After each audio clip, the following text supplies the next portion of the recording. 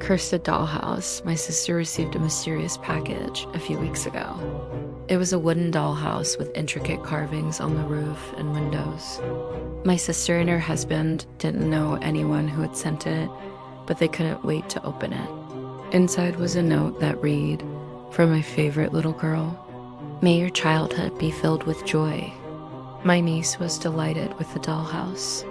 She started putting furniture and little people in it right away.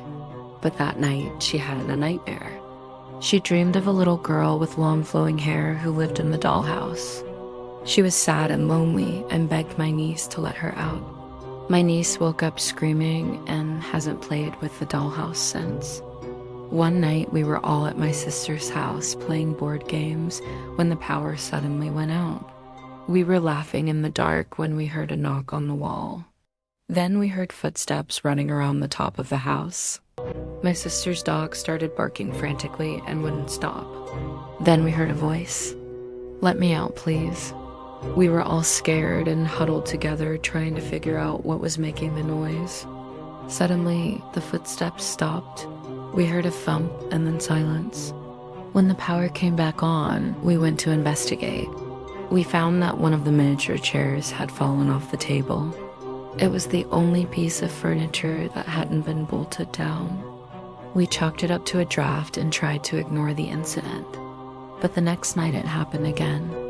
This time it was a rocking chair. We could hear it creaking back and forth slowly. And then we heard the voice again, "Let me out."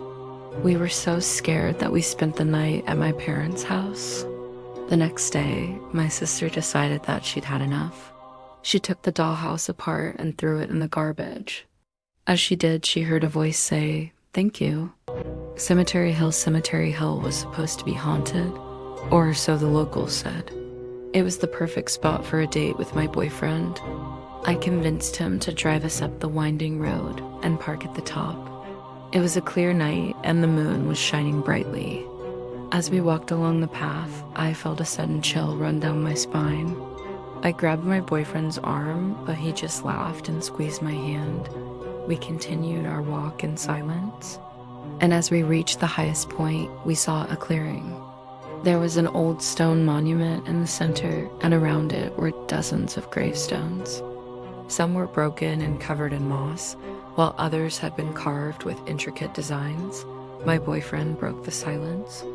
"I don't think this is very romantic," he said, nervously. Suddenly, I felt a strong presence behind me. I turned around and saw a tall, dark figure standing among the gravestones. It was hunched over and seemed to be watching us. My boyfriend and I looked at each other in terror. Then we ran. We didn't stop until we reached the bottom of the hill. Once we got home, I checked online and found out that the hill was indeed haunted. There had been many deaths here, and the spirits of those who died were said to roam the area. I never went back, but I often think about the dark figure standing among the graves. Some days I think it was just a homeless person or maybe an animal. But then at night, I wake up from nightmares of being chased through the cemetery with my boyfriend as screams echoing in my ears. My stalker, I've always been fascinated by true crime stories, especially ones involving stalkers. I love watching documentaries about them and reading articles about their cases.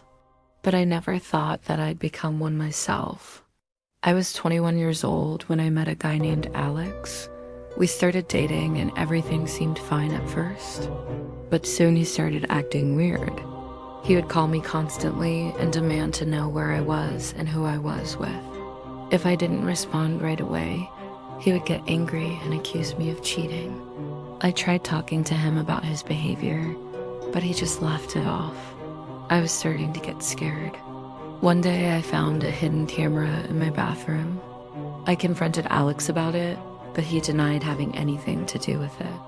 I broke up with him, but he didn't take the hint.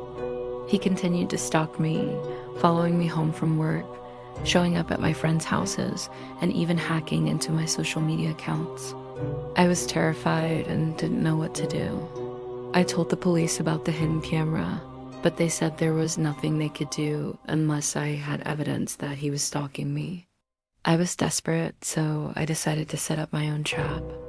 I bought a new phone and deleted all of my social media accounts. Then I waited. It didn't take long for Alex to contact me. He started leaving creepy messages on my answering machine and sending me texts.